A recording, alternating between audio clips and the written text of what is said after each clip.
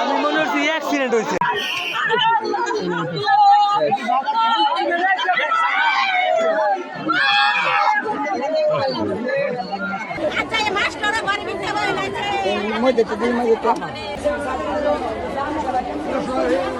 নাকি খাইছে বইয়া খাইয়া পরে একটা ওইরা আস্তে আস্তে গের খেলার মতন নামছে আর আস্তে আর উঠবার ভাব হইছে না, সাঁতুর পারে আগে পরে আরো গোসল করে।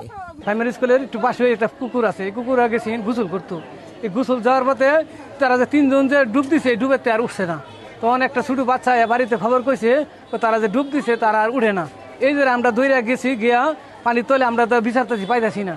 যারা বাড়ির থেকে আবার বাঁশ নিছি, বাঁশ নিয়ে যে ভর দিয়ে আমরা যারা একজন করে তিনজন যারা পাওয়া গেছে, এরপরে আমাদের বাড়িতে আনছি। খিদিরপুর ইউনিয়ন পরিষদের সাথে খুরশেদ যে নাম, ওনার ছেলের ঘরের মেয়ে এবং মেয়ের ঘরের মেয়ে এবং ওনার ভাইয়ের ঘরের মেয়ে, তিনটা মেয়ে একসাথেই চলাফেরা করে বাড়িতে এবং তিনটা মেয়ে মাদ্রাসায় পড়ে।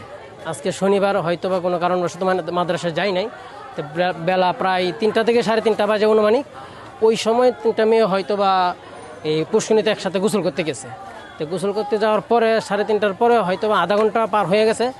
বাড়িরই ছেলে বলতেছে যে ওরা তো গোসল করতে গেছে, যে ওরা তো এখনো আসে নাই। তো ওই ছেলে আবার পুষ্করিণীর পাশে গিয়ে দেখলেও যে একজনের চুল বাইসা আছে।